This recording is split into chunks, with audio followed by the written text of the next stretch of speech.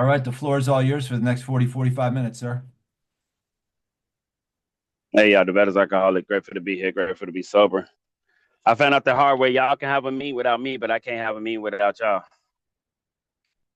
Because every time I end up at the liquor store, asking myself how I got there over and over again, until I can experience this entire psychic change, there was no hope for my recovery.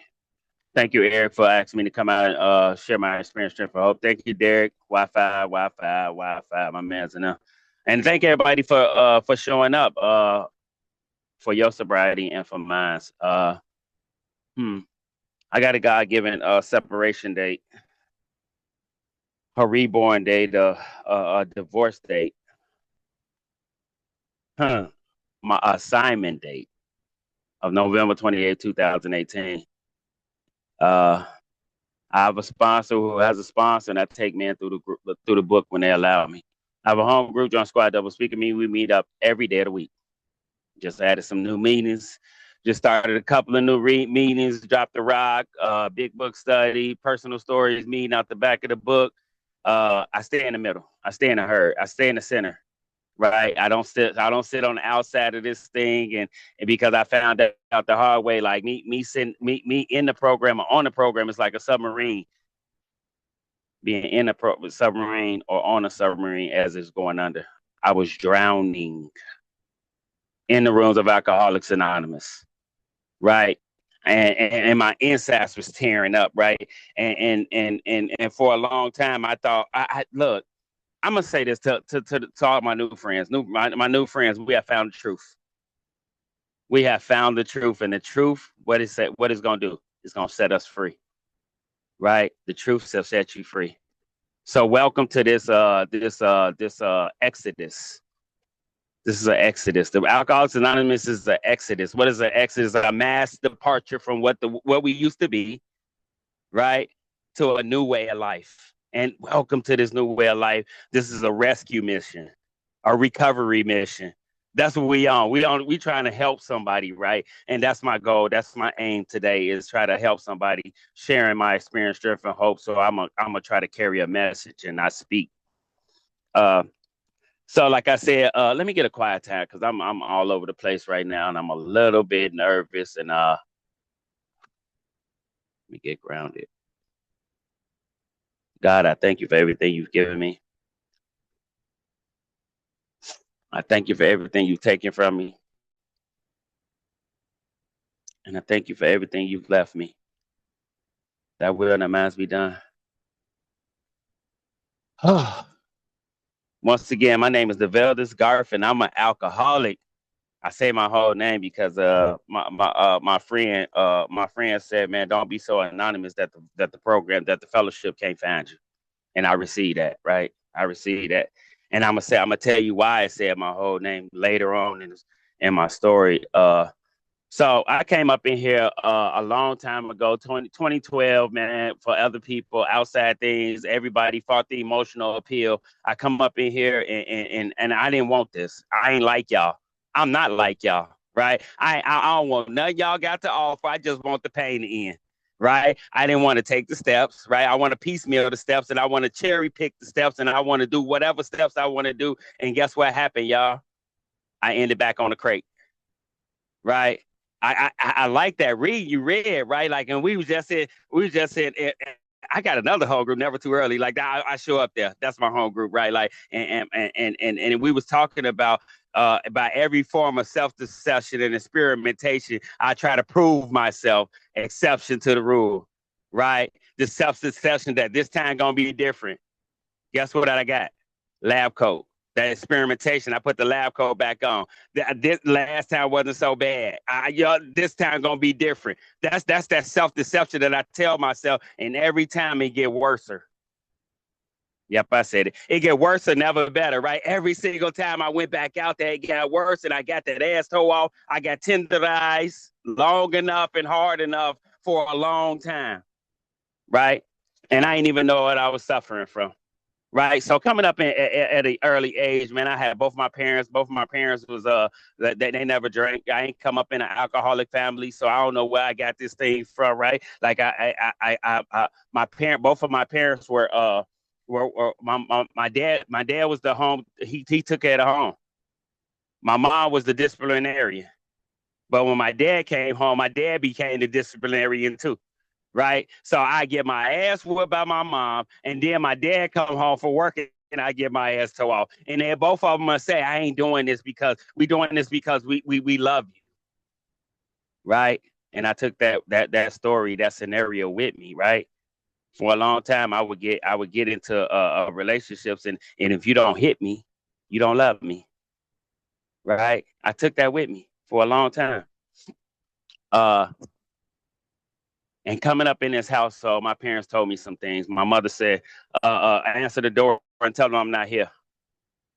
And I answered the door and said, my mother said she's not here and she'll tear my ass up. I'm wondering why you tearing me up. So I'm confused as a child. I don't know. I can't differentiate the truth from the false, right? So, and my dad had taught me some things. He said, men don't cry. Excuse my language, but he said crying is for pussies. And I'll cry and he'll beat me, right? So it wasn't love at the home. My dad never hugged me, loved me, touched me, right? My dad never showed me what a man, like he showed me only disciplinary, right? And he also taught me that that when I do good, he buy me things. That was his form of love. Right. And I took that with me. Right. I took that with me. I picked up on them tools. Right. And my mom was the extension cord. But my mother she did the best she could. My dad did the best she could. All that, and it was a real chaotic home without alcohol. All they did was fuss and fight. All they did was argue. Right. The whole house was mad. Right. My dad used to say stuff like, I don't get mad, I get even. I'm gonna let that sit right there. I don't get mad, I get even. Right. But I seen him mad over and over again. Right. So coming up, I'm gonna give y'all a sidebar, y'all. I was supposed to be in a Michael Jackson commercial. I had the curl, I had the zipper jacket, right? Like I had the red jacket, I had the moves, right? And my dad made me late for the audition. And resentment number one. Didn't know it was a resentment at that time, right? I started not liking my dad. My dad was making us late for everything, and they used to argue about that. Man, you taking all day. It was always arguments. Always something, right? Always something. And in high school, I was a basketball star. Freshman year, 20-something points a game, and I got a D in swimming in my sophomore year. And my dad took me off the team. Said you can't play basketball, right? So I lost my spot. I gave up. I give up on things when things don't go my way. I give up, right? That became a pattern in my life. A huge pattern. So that was another resentment. And in high school, I met a best friend, and my best friend, we was jamming, and I started to not want to be at the house. I stopped being at at our house, and I started being at his house because his mother was showing me love, and she was loving on me. She was caring on me. Sounded like Alcoholics Anonymous, right? Something I was missing somewhere else. I found it here. Right. I found the love, the support, the smiles, the hugs. I found it here. Right. But I found it out over there. So I veered towards that. Right.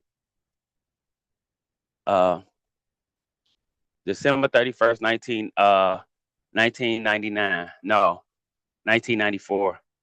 He got hit by a semi truck. Change direction of my life. I forgot to tell you, I was an AB student. I never got in trouble. I went to school. I didn't ditch. I was real smart in math. I'm a mathematician, right? I'm real good with numbers. I'm a numbers guy, right? Like, and I roll with the numbers. That day changed my life because I didn't know how to handle death. I didn't know what I was gonna do. We was in trade school. We was future minded. We was planning our lives, and we was gonna build. We was gonna get a shop, and then all this stuff just disappeared. When it disappeared, I was always looking for something to fix me, to fix this hole, to fix this abyss in my soul. Right, like my spirit was broken, and I was always looking for something. And then she came along. Along came a spider, y'all. Then she came along, right? And when she came along, right, like, and damn, that's just what I needed, right? Then she broke my heart. I'm a late bloomer, y'all. Like, I didn't take my first drink till I was 19, right? I was a nerd. And when I did take that first drink after she broke my heart, that's what I was looking for. Right? Alcohol did for me quickly what the steps did for me, do for me slowly. It relieved me of the bondage of self. Now I can fit in. Now I'm a part of life at last. Life becomes exhilarating, right? Like, and I'm at the parties and I'm dancing and I'm joking and I'm laughing and I got a conversation now and I can communicate with everybody and everything just lit up when I took that first drink. But that first drink was my first drink was a drunk and my last drink was a drunk, and I chased that first drink, right? And it beat me. Right?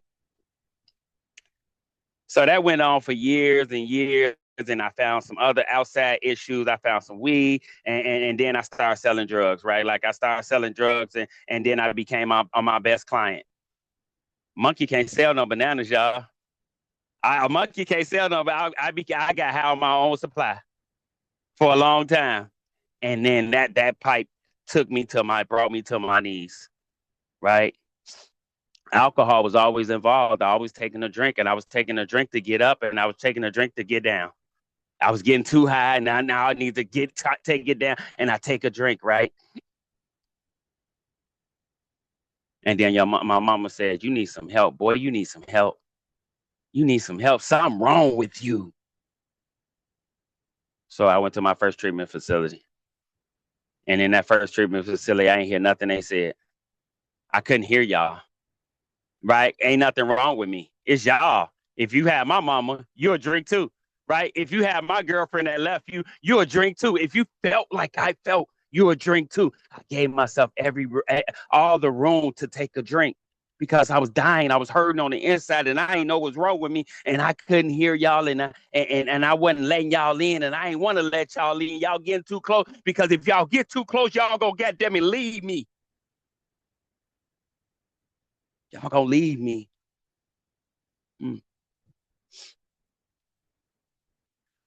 So I took that all the way to the penal system. I did 3 years in jail. Right, drunk and high. Got caught up. I got caught up. I was drunk, and I forgot I had something on me, and I got caught. Did 3 years in jail. Right, when I got to jail, I picked up my Bible. Right, I picked up my Bible, and I'm walking around with my Bible, and I ain't get touched, I ain't get harmed. Right, I did the whole 3 years, and I found a sponsor up in there when I found a sponsor. He told me, "Bro, you sold drugs wrong." He said, "You sold drugs wrong. This how you do it." I took his suggestion. I ended up doing 3 more years. So if you want what we got and willing to go to any length to get it, I took that suggestion and I got what he got, and I ended up right in the same place that he was at. Right? All these things I'm telling you because I needed it. And I didn't know that what God was doing in this process, because these things were bringing me to my bottom. Right? They was bringing me to my knees.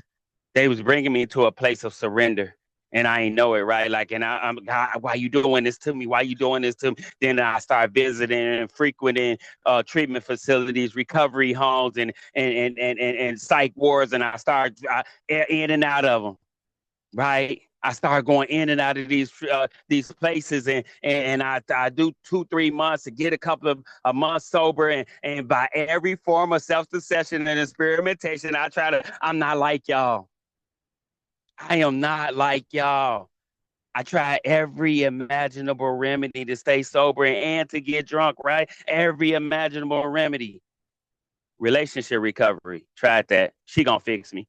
I get sober. That's what I'm missing. I'm missing her, right? Like she's the solution, right? There's one who has all power. Her name is, that ain't what it say. It said that one is God. I was looking for the wrong thing at the wrong time, right? And I would come up in here and oh damn, I got the wrong job. I need the right job. And employment recovery. I tried that. I tried the employment recovery. That didn't work, right? Because when the job don't do what I want them to do, and they don't give me the hours that I need, I go drink at it. right? That was my pattern. I even tried LA fitness recovery. Huh? Hey, if I just hit the gym and I get swole, I'm gonna stay sober. All these faults, these things that I concocted in my head, and I found that they were untruths. That's not gonna. These things on the outside of me not gonna keep me sober. And I'm looking back, y'all. Like I'm looking back, right? Like all these things that I tried, retail therapy, if I get the right clothes, the job, all these things, if I get all these things, I'm gonna stay sober. I was making means, then I stopped. I thought that's all I needed to do was make means. But I found out this time around that I needed some more important. I got to do some more stuff than just making means. Make the means though. I had to make the means in order to get connected, right? I got to make the means in order to get a sponsor. I got to make the means in order to get this fellowship and feel a part of life, right? Like I need this, I need all these things, right? But it's some more work that I got to do.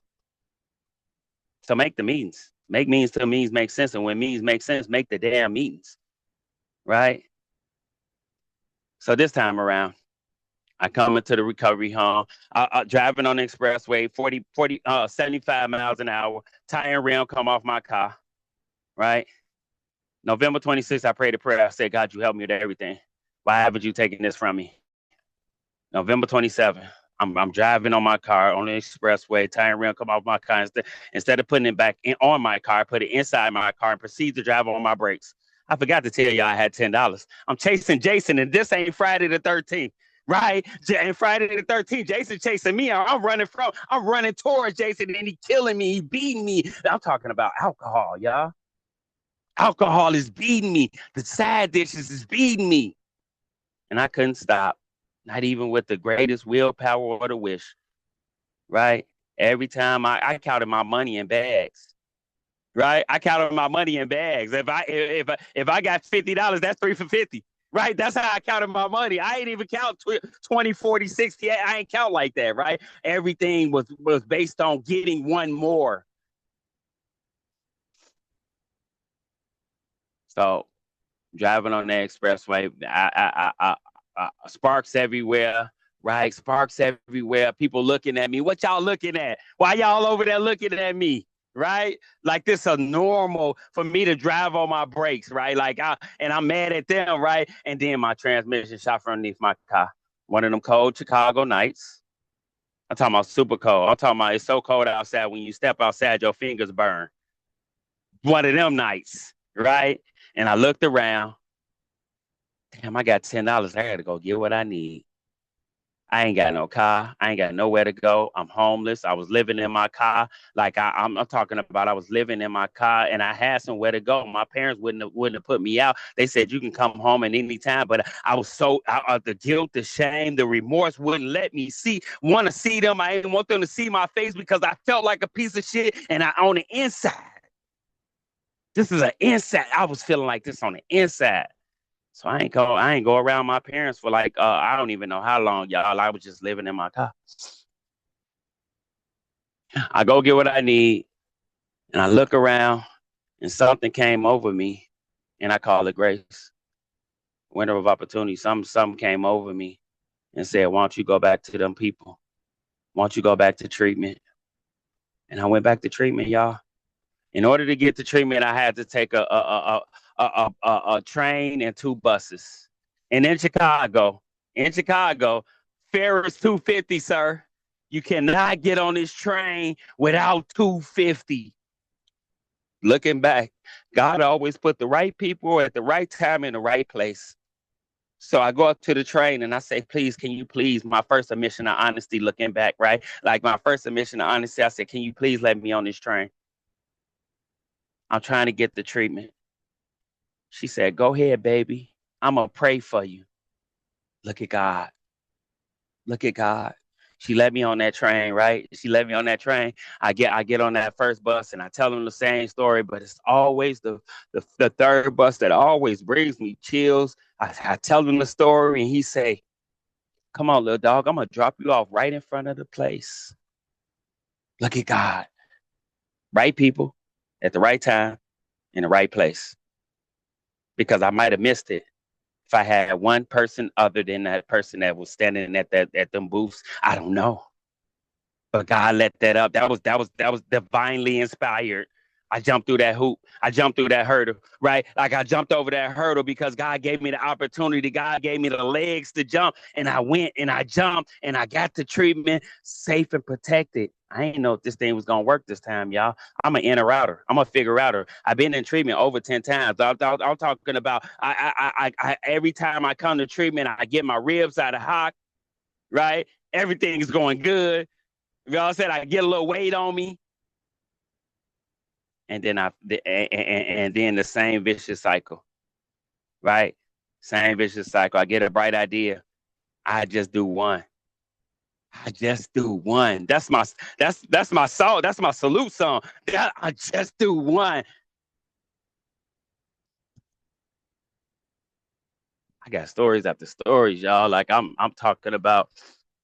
So I get the treatment, man, and I lay down, and I was only supposed to lay down they'll give you up to 48 hours. I laid down for 5 days. I felt like the weight of the world was lifted off my shoulders this time, right? Instead of becoming the counselor up in there, I became the client this time, and I started saying yes and okay. You heard me? I started saying yes and okay. And that was the turnaround, because I thought I knew everything. Every time I go to the treatment, I'm trying to teach the counselor how to counsel, right? I become the counselor and they become the client. I know more than y'all. I've been there. I did this already. I think I know better than y'all, all that stuff. But this time I said yes and okay. And with that yes and okay came surrender, willingness, right? Willing to go to any length, willing to do the work. And I didn't even know if I was going to stay sober this time. I had no clue. I had no clue if I was going to stay sober this time. So I started doing what y'all was doing. I started making means, right? Like, and I started going. When I went through that treatment facility, they told me you got to go through another treatment facility, and I didn't want to go. But I remember that prayer. I said I want to go. I go to any length to keep this thing. I do whatever I got to do to stay sober. And something came over me and said, you'll do 30 years to kill yourself, but they want you to do 30 days to save your life. Right? I ain't want to stay in that madness no more. So I went to that treatment facility and I got busy. In that treatment facility, I got my first sponsor. My first sponsor said he was bringing meetings into the institution, and he said, and what perked my ears, he said, instead of telling God how big your problems, I tell your problems how big your God is. So I started talking to my problems, and I started telling my problems. Right. I started telling my problems. I got an awesome, amazing God that's going to do for me what I can't do for myself. I got an awesome, amazing God that's going to fix everything that's wrong in my life. I started talking to my problems, and I started getting up in the morning praying, God, keep me sober. And I started going to bed at night saying, God, thank you for another day sober. And some things happened up in that, right? Like, and I started meeting up with my sponsor, and when I got out of treatment, right? Like, they told me you can't go to the recovery home because all the other times you owe us money. You owe us money because I'm a runner. I'm a track star. I'm gonna run away when it get hard. When it comes to responsibility, I'm gonna run away, right? I'm gonna take off. I don't want to take care. I don't want to pay no bills. I don't want to do that type of stuff. And I ran every single time. But this time, God always put the right people at the right time in the right place. I ain't know what I was gonna do. I owed them a few $100s, and I ain't have a pot to piss in or a window to throw it out of. Right, and she said God sent my counselor, and she said something that was so simple but so profound to me. Right, she said, "Why don't you just ask your parents?" Y'all thought I was gonna say something extravagant. She said, "Why don't you just ask your parents?" I didn't want to ask my parents because all the other times that I've been in treatment, because I think I know what they're gonna tell me. I don't want to hear what they gotta say. I don't want to hear my dad a drill sergeant from the army. I don't want to hear that. I called my mother up.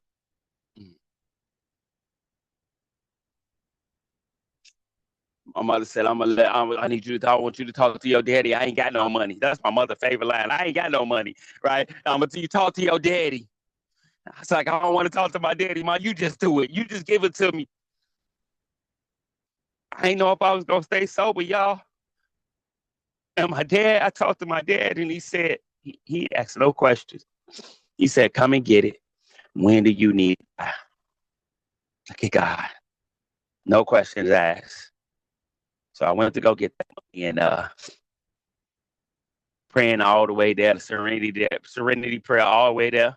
And when I got that money in my pocket, guess who showed up? The dope man. Right in my face. Right in my face on the train. Right, praying all the way back. And thank God for grace that I made it back. I didn't get a bright idea. And I made it back to that treatment facility, and I started this process of unbecoming.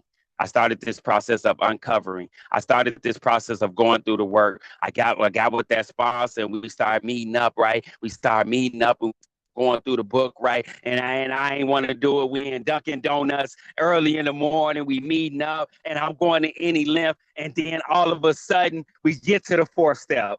Right, we say the third step prayer on our knees, right, and in Dunkin' Donuts, and we get to the fourth step, and some of these we bought. I think I could take an easier, softer way. I don't need all that. I don't need to write. I don't need to look at me. I don't want to write about me, right? I don't want to tell. I don't want to do this stuff. I don't want to put a paper trail on myself. Right? I don't want to do all that type of stuff. That's my thinking, y'all. I'm from the hood, y'all. I'm hood as they come, right? I'm really from the hood. Alcoholics Anonymous Alcoholics Anonymous has done the transformation in me.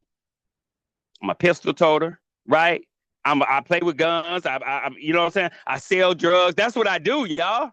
I told y'all I did 2 bids, 6 years in the joint. It's not a game, y'all. And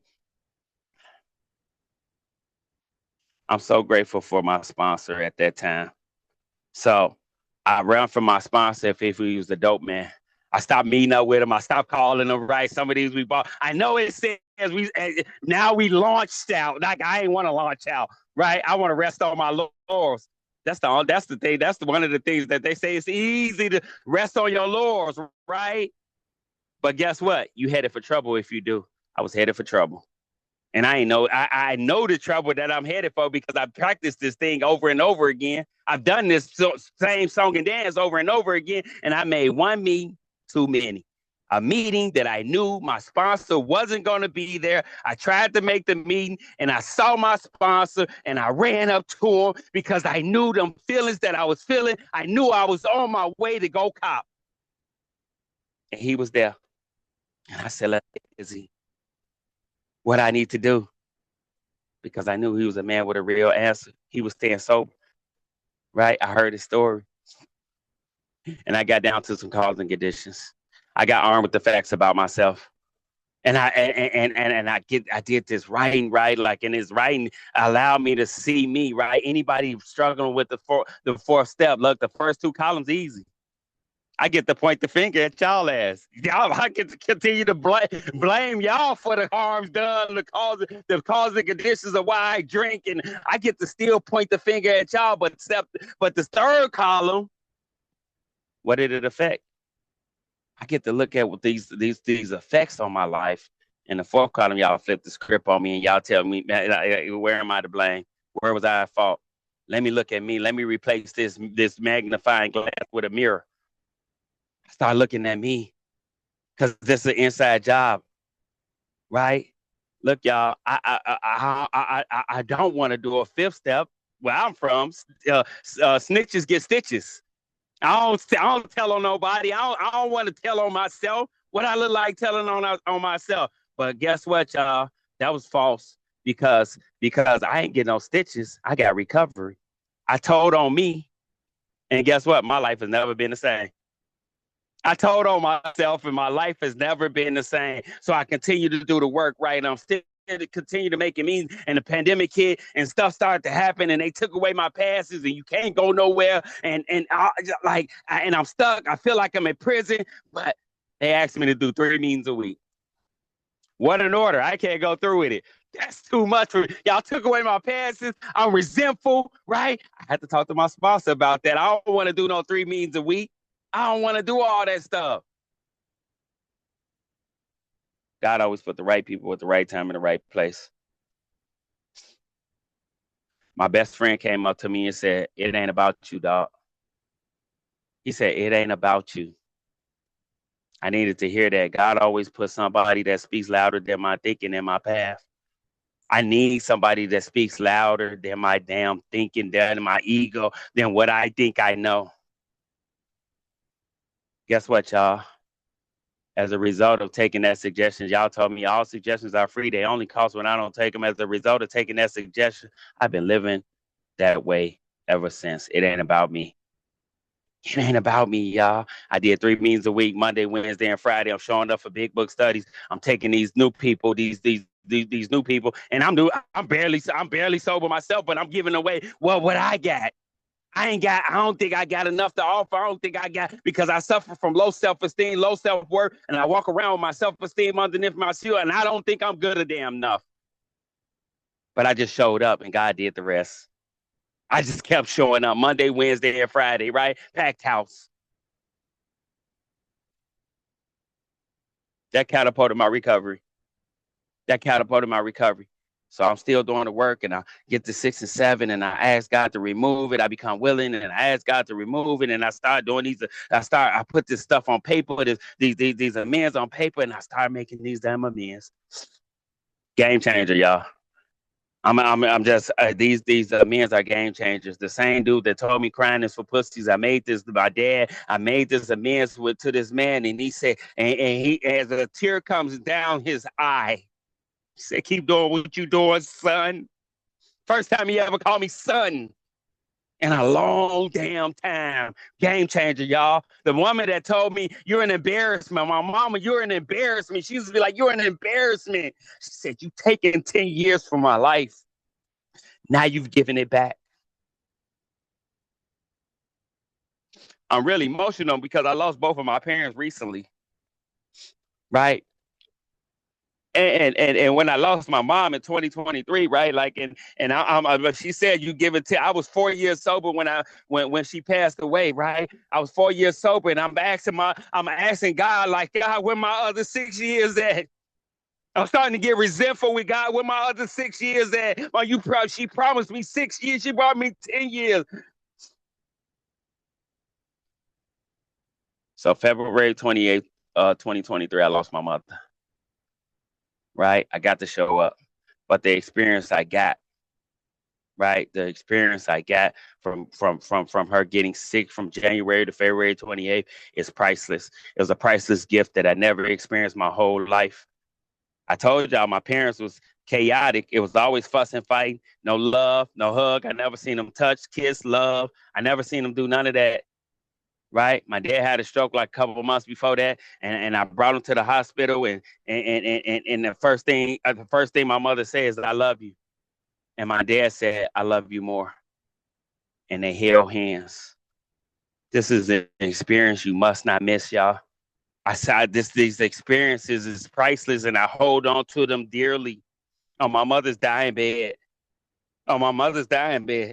she said, I got 3 brothers, y'all. One deceased, right? And I sitting on. I got to wash up, wash under. I got to do some things, right? Sitting on her bed, and we having these talks, right? We having these intimate talks, and she said, "You're the best son I got." All due to the program of Alcoholics Anonymous and the God of my understanding, doing for me what I can't do for myself, moving me out the goddamn way, getting into the solution and staying in the damn solution. I get to experience some shit up in here that's priceless. This is a gift, y'all. This is a priceless gift. I can't put money on this. I can't pay Alcoholics Anonymous, so I show up. I continue to show up. I had to quit. I got to quit my job and take care of my dad for all of 2023. I had some talks with my dad, and my dad was his health was declining, and I just lost him October 28th. I don't know what it is with these 28s, but what I get out of it, my mother died February 28th. My dad died October 28th. I got sober November 28th. I got to take care of, God gave me a life, so I got to take care of 2 lives. That's what I get out of that. That's the only way I could put it into it and to make it make sense to me. Why the 28th? Huh? So taking care of my dad, my brother, he's an alcoholic. Yeah, I diagnosed his ass. I had my brother an alcoholic, and he can't stay sober. He can't take care of my dad, and he can't show up, and I get to show up. Look, I practice these principles in all of my fairs, inside and outside these rooms, y'all. It don't just stop inside these rooms. I got to take this everywhere I go, everywhere, in the work life, home life, relationship life. Everywhere I go, I take this program with me, and I don't do it perfectly, right? I mess up, I fall down, right? Like I fall down, but it's in the falling down that I get the blessing. I get the lesson. I get the lesson when I fall down, the pain. But it's the blessing when I get back up, right? I get the blessing of getting back up and doing better and looking at this thing from an entirely different angle where I messed up at. I get to look at me. I get to do some different things, right?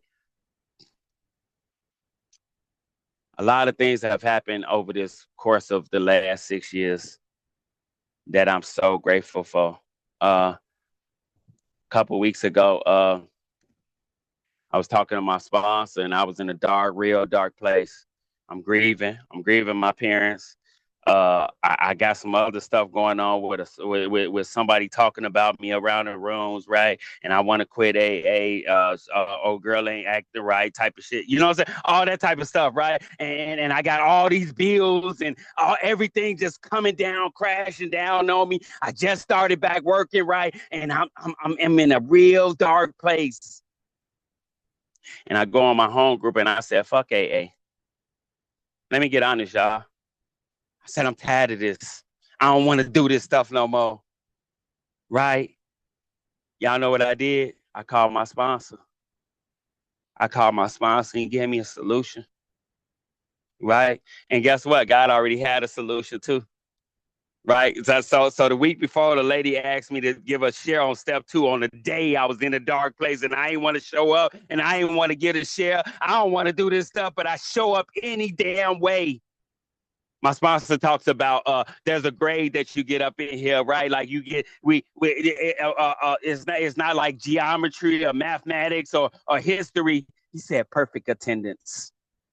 Guess what, y'all? I got perfect attendance in the rooms of Alcoholics Anonymous because when I felt like a fake, a fraud, a phony around here, right? I didn't want to show up and I wanted to have my face and I didn't want to be around y'all because I don't feel like I'm enough. And my sponsor said, show up for all your commitments. I took that suggestion. Don't give up on AA. Keep all your damn commitments. What I do, I kept my commitments. Let it unfold. I let all this stuff unfold. Look, I'm still sober, y'all. I'm still sober.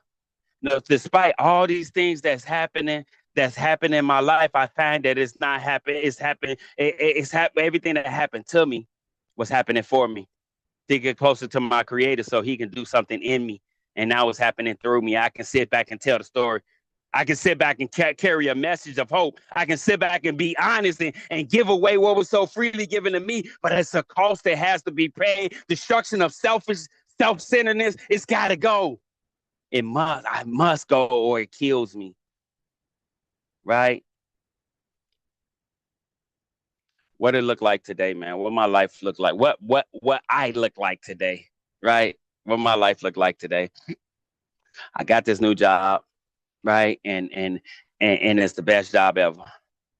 Right? I kept trudging. I kept doing what God had in store for me. I prayed for the job and things.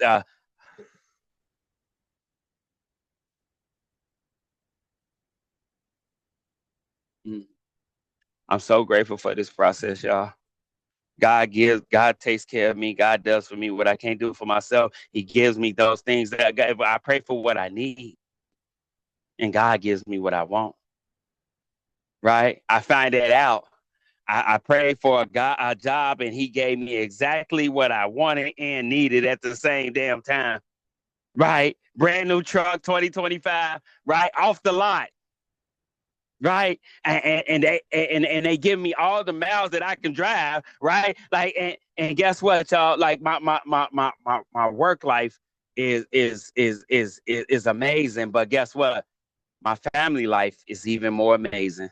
I got a love language with my daughter. I got an 18-year-old daughter that's amazing. She just graduated high school. She's in college. She's in Purdue. She calls me up, and we got a love language. When she called me up and say, "Daddy, do you love me?" That means she needs some money, right? That means she needs some money, right? And when she say, "Daddy, do you like me?" That means she missed me. My daughter called me yesterday and said, "Daddy, do you like me?" I said, "I miss you too, baby." These experiences. I get to talk to my daughter, and guess what? Her mother asked me for advice. Her mother asked me what should I do, what I need to do in her household. I try to stay real. I try to keep that really simple. I'm not going to your house. That's not my job. That's not my business unless it's affecting my daughter. Right? I got two little girls that's freaking amazing, man. 5 and 7. I just got off the phone with them right before the meeting. Right? When you coming home, daddy? Well, like that, like my daughter called me like 3 times today. My youngest daughter, my 5-year-old. Yeah, I miss you, daddy. When you coming home? I get to say, like I remember when they used to be scared of me. I was the whole. I'm a punch hole in the wall. I'm gonna kick the door down. I'm that dude. They embrace me. They come to me. They want me. They love on me because of the change, because of the transformation. I got a daughter in Canada, y'all, and the immense process. Her mother didn't want to talk to me, didn't want nothing to do with me. Her mother didn't want to talk to me, didn't want nothing to do with me. And June of last year on my birthday, I made amends with this woman. I've been putting it off as a financial amends. I didn't know how much I was gonna pay, what I was gonna do, how I was gonna do it, and and I talked to my sponsor, and I made the amends. Right. First, it was first it was when I before the amends, it was one word answers. How's my daughter? Fine. That one word answer. Right. After I made the amends, I'm talking about the amends, a game changer, y'all. I promise you. After I made that amends and I sent her some money and and and and uh and I asked her today how my daughter is. She gave me a whole paragraph, sent me a slew of pictures. My daughter don't want to talk to me because I wasn't showing up. Right, I wasn't showing sober, y'all. I'm talking about sober. I'm talking about 2 years sober. I wasn't showing up. I had commitment with her to show up every Monday. I couldn't show up because I'm too wrapped up in self, and I ain't got to that point where I want to. I don't know. I wasn't showing up. I could be honest about that, y'all. I texted her yesterday, and she said something has happened to you. You not the Devaldis that I met. Look at God. Look at God. And I said, really want to see my daughter. I really want to meet her. I really want to, because I only seen her twice in my life. She's 13. I only seen her twice in my life. I really want to see my daughter, y'all. If I pray for it, God gonna answer it. It's already done. I know that. I got a God of my understanding. Matter of fact, I got a God that I understand. Right? I don't know when he gonna do it. I don't know how he gonna do it. But guess what, y'all? I know he gonna do it. Right. He already got the answer before I received the problem. And I asked her, and she said, I will have a talk with her. It's in the process. It's in the process. It's in the making. These things that God has placed at my feet. I just started to drop the rock meeting, y'all, and it's amazing. It's amazing. Step 6 and 7 is amazing. I'm trying to move. I think I need to move away from that the glaring stuff. I need to be moving towards perfection. That's what I'm trying to do. I'm trying to move towards perfection. I'm trying to get better, y'all. I'm trying to grow and understand it and affect in the 10, 11, 12 are nice maintenance steps. They growth steps. They growth steps. Our next function is to grow and understanding and effectiveness. I'm trying to grow 10. In step 10, I found out that I got a pause button. That my pause sponsor told me a long time ago, oh, you ain't got no pause, but I've been practicing the pause. This stuff is all practice. This is all practice. I've been auditioning for this way of life. I've been auditioning for life on life terms.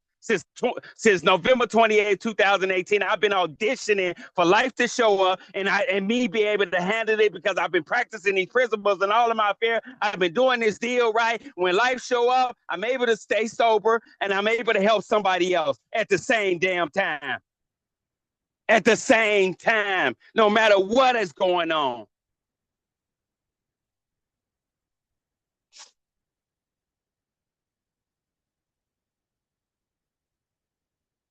Anybody know? Get a sponsor. Get somebody that speak louder than your damn head. Get somebody that speak louder than your thinking. Make means to means make sense, and when means make sense, make the damn means. Because they're gonna start making sense, right? Do those things that's uncomfortable until not doing them feels uncomfortable, right? This is what I do, right? Get into the solution. Get a big book. Make a beginning on the steps. Your life will change, right? Come all the way in. Sit all the way down. Glue your butt to the seat. Do some eye hustling and some ear hustling. Apply these principles and all your affairs in your life will change if. That's a huge 2-letter word, y'all. We use that lightly, but that's a huge 2-letter word. If you're willing to go to any length, if you want what we have to offer, if you do the work, we get the results. I do what y'all do, and I get what y'all get. And I've been getting what y'all get since November 28, 2018, and I'm grateful for it. I'm a real grateful alcoholic, and I got a slew of people. Get connected. I stay connected. Look, I stay connected. Look, I stay connected so I be protected, so I won't get infected from my unexpected thinking. My thinking will lead me to a drink or a drug, right? I can have all this knowledge of the big book and take a drink. Information without application leads no transformation. I'd be the same person doing the same thing, expecting the different results. What about when I know the results and I do it anyway? That's the insanity I suffer from. And I ain't got to suffer from that today. I stay in the now. I stay in the I don't know. Because God got me right here, right now. With that, I'm going to keep coming back. I thank y'all. I love y'all. With that, I'm going to stick and stay.